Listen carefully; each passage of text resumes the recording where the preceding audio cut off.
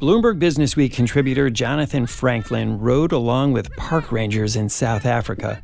They spend their days and nights trying to stop poachers who kill endangered rhinos for their horns. A single rhinoceros horn can be worth $40,000 or more on the black market. Ground into powder, it's used for traditional medicines in China and Vietnam, or kept intact, a contraband trophy for wealthy people to put on display. If it keeps up like this, poachers will wipe out rhinos altogether. I would ask them, how long have you been a ranger? And they would say 30 years. And I remember one of the guys said, when I first became a ranger, we were always so worried because the animals were thirsty. And I said, and now? And he said, we've got guns. We're more like soldiers. It's gone from being like a joy to conserve the rhinos to a war to protect them. But keeping up with poachers is not easy. So the rangers are now taking an unexpected approach. I'm Wes Kosova. Today on The Big Take, if you can't beat 'em, join 'em.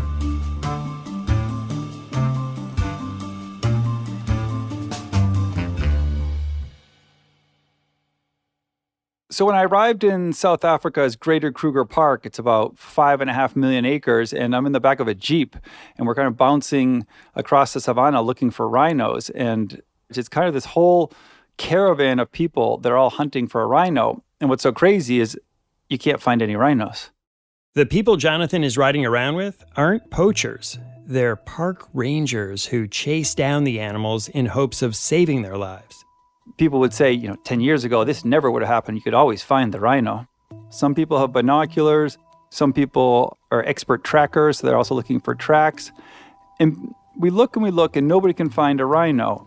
So I convinced the helicopter crew to let me go up with them because there was a helicopter here that was also going to be part of the team. So we get in the helicopter, and it's the pilot, myself, and a veterinarian with a long gun.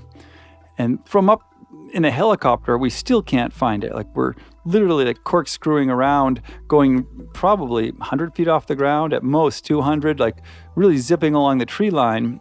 And where sometimes we pause and you see zebras everywhere, you see giraffes, you see herds of elephants. Sometimes you can see lions by these water holes, but we can't find any rhinos. And it takes us about 4 or 5 loops around this big corner of Kruger National Park, and we're zipping this way and that way, and it's all spectacular, but the pilots are kind of muttering, where's the rhino? Where's the rhino? And then finally, they spot a mom rhino with a calf, and we hover just above it, and they're looking through binoculars because they need to know, do these rhinos have horns? And they confirm that both rhinos have horns, and that means that they're going to shoot them. But not shoot them with bullets. Instead, the veterinarian loads up his rifle with a heavy-duty tranquilizer. 2 shots later, and there are 2 drowsy rhinos. The jeeps that have been following along speed up to get close to the animals. And the helicopter comes to a quick stop, and basically the veterinarian is running through this grass. And this grass is pretty high. It's probably like waist high, and it's full of these weird, huge yellow spiders called golden orbs. The rhino's now been darted, and it hasn't tipped over yet. We're about 10 meters away from the rhino. It's quite slowed down. It's moving a little bit, but it's about to topple over. And one of the first things they have to do is load the eyes with eye drops, because it turns out that if you sedate a rhino, it leaves its eyes open, doesn't blink, and the first time they did these operations, the rhinos all went blind. So there's all sorts of very, timely and life-saving or life-threatening procedures going on between the veterinarian team and the 2 rhinos. Then comes one of probably the most kind of disheartening or kind of terrifying aspects of this is that a guy starts up, sometimes they use a chainsaw, and so with these saws, they fire them up, and they kind of brace themselves, and they very slowly lean into the horn, and you can just see the horn getting eaten away. And so there's chips of this rhino horn flying around. It smells kind of weird. It kind of smells like almonds or nuts as this whole thing is going down. Within 30 seconds, they've sawed off the horns, and they take the horns and they immediately take a Sharpie and they put a code number on it, almost like a serial number. These are immediately passed to a man with a pistol, and he's the security guard. And immediately, these horns are highly sought after and dangerous to have. If you have rhino horns on you, you're in South Africa these days, you are ripe for an assault. So these horns are immediately going to kind of a security custodial person who's armed. They've got more guns in the car. They've got padlocks. So there's a whole security team here that within seconds takes possession of these horns. The actual sawed-off horn gets a hole drilled in it and gets a microchip in it, and it gets a code. It's almost like a valuable diamond. Each individual horn has its own code, its own log. It almost looks like a medical file, all the paperwork on each remaining horn. That horn is then placed in special vaults. You can get rhino horn insurance if you have it at a vault at your house, which is not recommended at all. It's really dangerous to have rhino horns at your home because it might be robbed. So you have these special companies that transport and store rhino horns for you. And we're seeing that the government has their stockpiles, the private individuals have their stockpiles, the conservation groups have their stockpiles. In South Africa, they don't destroy it. In some countries, they would destroy, burn tusks and burn horn. For now, they're being stockpiled, and it's extremely dangerous because there's often assaults on these warehouses. Clearly, a lot of effort and care goes into removing the rhino's horn without harming the animal. And a rhino without a horn has no value to a poacher. This was the big breakthrough. Instead of chasing poachers, the rangers started chasing what the poachers are after, the horns themselves. Getting to the horn before the poachers do is key, because poachers who spot a horned rhino don't bother with the helicopters and tranquilizers and the eye drops. In the wild, when the poachers come, they kill the rhino by shooting bullets into its head, and they chop off the horn, and that's that. What happens now is the environmentalists and the conservation groups they call it the horn trimming. Remember that helicopter you heard just a bit ago? Bruce McDonald is one of its pilots, and Jonathan spoke to him during his field reporting. It was almost inconceivable. It is. And the thing is, it's not a once-off operation. You'll dehorn an animal, and 18 months to 2 years down the line, you've got to redo that animal because the horn does grow back, which becomes a cost thing as well. It gets expensive to do this. There's helicopters, there's aircraft, there's vets involved, there's security companies. It's a fully-fledged operation, which all costs money. So it's not a once-off. It's not the silver bullet, but it certainly does help. And if this is going to buy us time, well, then we're going to keep doing it. And this worldwide illegal trade in rhino horns has just decimated rhino populations around the world. Because of the rhino trade is focused in Asia, what we've seen is full-on extinction of certain species in Asia, and now the attacks coming to South Africa. Tens of thousands of rhinos have been poached. The northern white rhino is down to 2 females, which obviously cannot breed.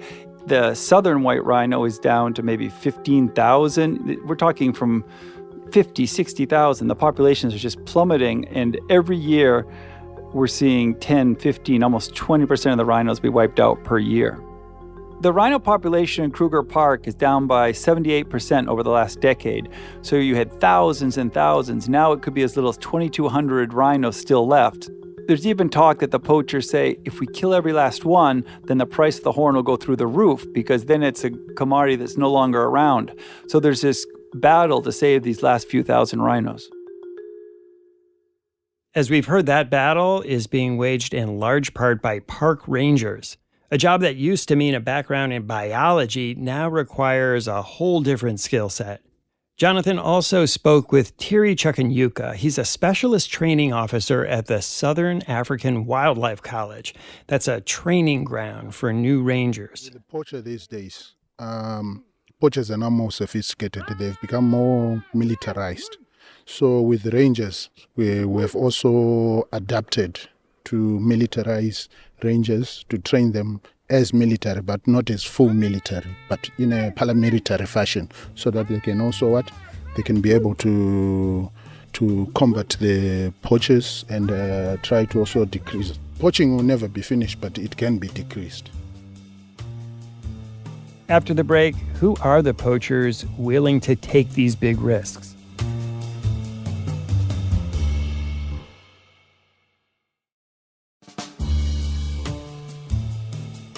So we know that poachers are decimating rhino populations, but who are the poachers?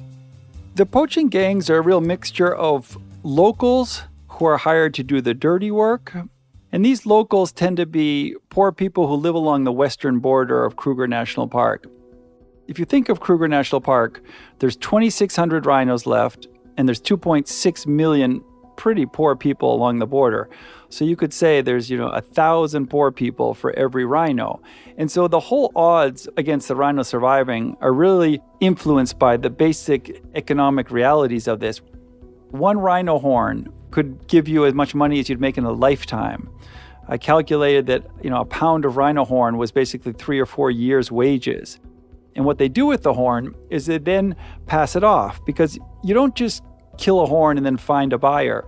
This whole operation begins with somebody who's a middleman. This is somebody who's going to organize and set up the logistics of killing the rhino, and then that same person will be the one that will smuggle it out of the country and pass it to the next handler, who will usually be in Southeast Asia.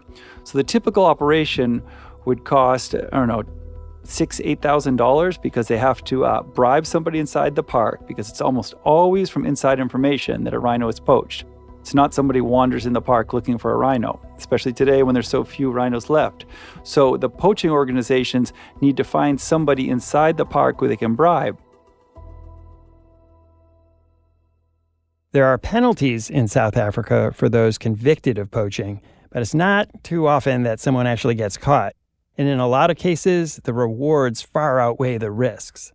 There was a recent report that said so many insiders are working with the poaching gangs that the rhinos and the animals are being killed by guns that are stashed inside the park. They found baboons playing with guns. They found the elephants playing with the guns.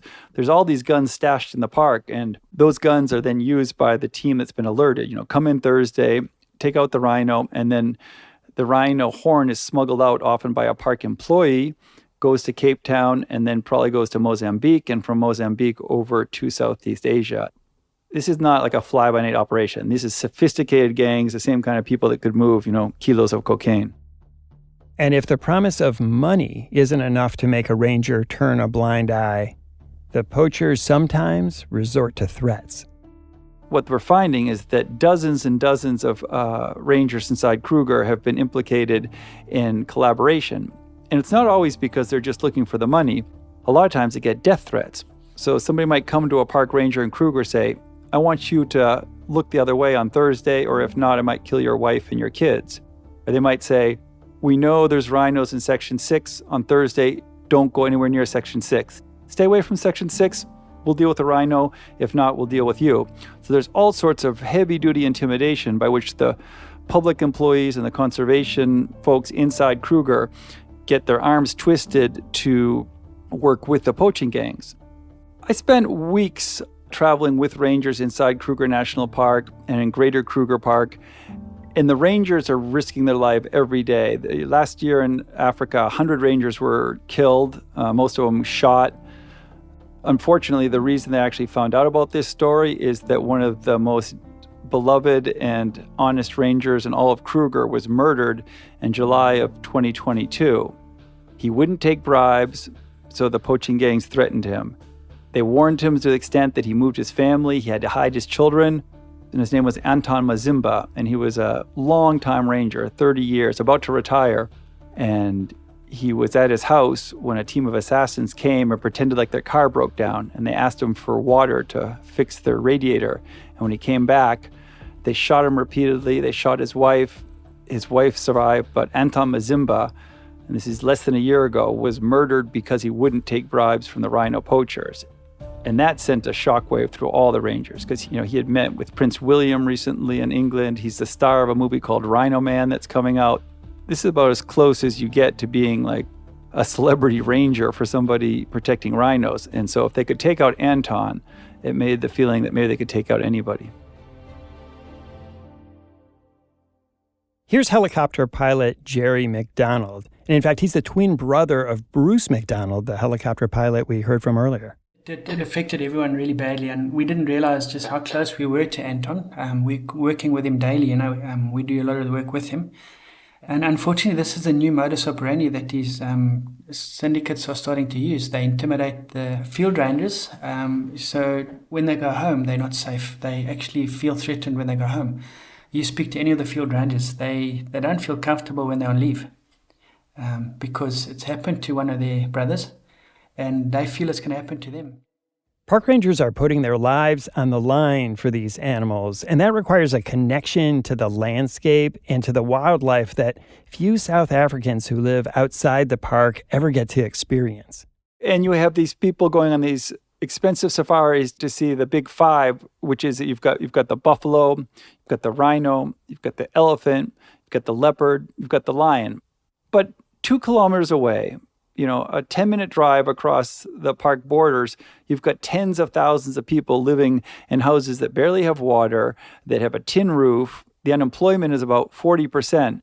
And a lot of these people have never seen any of the animals. You don't have animals outside of Kruger very much. You see some monkeys and baboons, but to see the elephants, to see the giraffes, to see the herds of impala going around, you have to be in the parks. And there's this complete disconnect for most of the African folks who live near these parks where they've never had an opportunity to go in the park. And so we're just now seeing some really innovative programs by which the park wardens are taking their rangers into the community.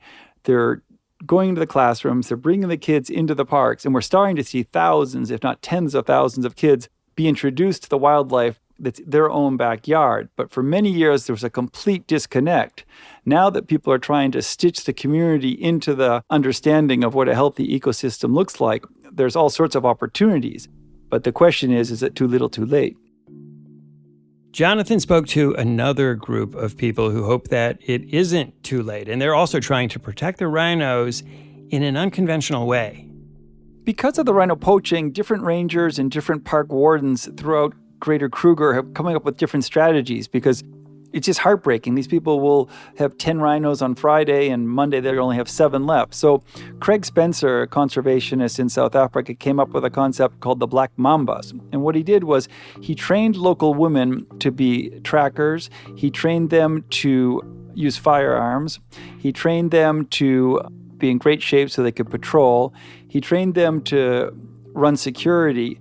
And then what he did is he sent out these all-women groups of all local women, and he put them on staff, and he had them patrol the lines with no guns, just walkie-talkies, and all this knowledge of the local community. And what Craig Spencer figured was that if we had local women both inside the fence patrolling and outside the fence where they live and they have a lot of contacts with the community, he could make a bridge towards understanding the kind of damage that poaching does and the value that animals have. For example, right away, all these women are being paid as part of the conservation mission. And the Black Mambas have a program called the Bush Babies, where they go into the local schools and they teach kids about the importance of conservation. They take those children, they bring them into the park. They kind of use the children as ambassadors into the community for anti-poaching messages. And they hear a lot in return. They're in the schools, they talk to the teachers, they talk to the local policemen, they're wandering around. So they're also an informal intelligence agency that's getting gossip and notes and hearing things about, who all of a sudden built a new second story in their house. Dr. Joseph Akori is a biodiversity and conservation specialist at the Southern African Wildlife College, and he sees the important role that local residents can play in conservation. So what do we do in terms of safeguards? One of our first lines of defense is the communities around us. They are our eyes and ears. So community engagement is very important to know our situational awareness around our protected areas. So they're both kind of this low-level intelligence group, but they're also a patrol group and their community outreach. And these are the kind of very novel efforts that I thought kind of show both the desperation and the ingenuity of what's happening here. The organized crime is so greased and so well funded that it's created a counter effect where different rangers in different parts of Kruger are coming up with local strategies. And the Black Mambas are an example of one way in which poaching in that part of Kruger has gone way down. When we come back, can anything more be done to save these wild rhinos?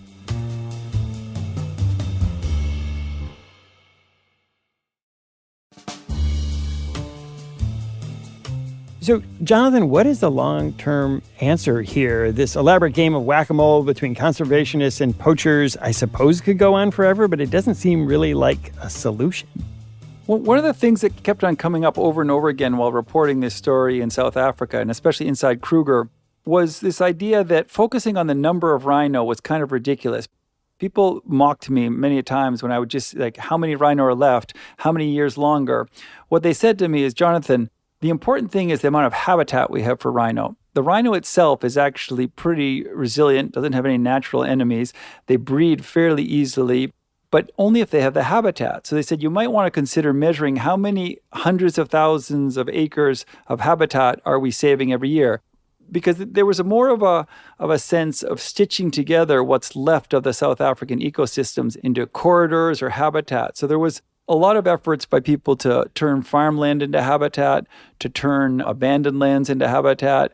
The only way the rhino is going to survive is it has more habitat and habitat that's integrated. So I think that although few people think the rhino will be poached to extinction, it's kind of being poached into a semi-wild status where, if your individual rhino has a bodyguard, or if you have a 100,000 acre section of Kruger Park and there's only 8 rhinos left there. I mean, yes, there's rhino, but the rhino as we know it is kind of the survival of a massacre that's gone on off and on for a couple hundred years. So it's really hard to understand what is going to be a viable population by which we can have wild rhino on Earth that have some sense of behaving like wild rhino and not just, the rhinos that are in zoos in Australia and the United States and in, Mexico. Some advocates have said that legalizing the trade in rhino horns could be one answer, but Jonathan says it's complicated. There's many different proposals to protect rhinos, and one of them is the idea that a legalized trade in rhino horn would create so much money that it would then pump money into habitat protection, into rhino conservation, into overall biodiversity, survival strategies. The theory there is that rhino are being poached to the edge of extinction. There's been a ban on rhino horn for decades, and all we've seen is the rhino populations get crushed and crushed and crushed. Whatever we're doing now is clearly not working. Jonathan Franklin, thanks so much for speaking with me today. Thank you very much. Thanks for listening to us here at The Big Take. It's a daily podcast from Bloomberg and iHeartRadio. For more shows from iHeartRadio, visit the iHeartRadio app, Apple Podcasts, or wherever you listen. And we'd love to hear from you. Email us questions or comments to bigtake@bloomberg.net. The supervising producer of The Big Take is Vicky Vergolina. Our senior producer is Catherine Fink. Rebecca Chasson is our producer. Our associate producer is Sam Gabauer.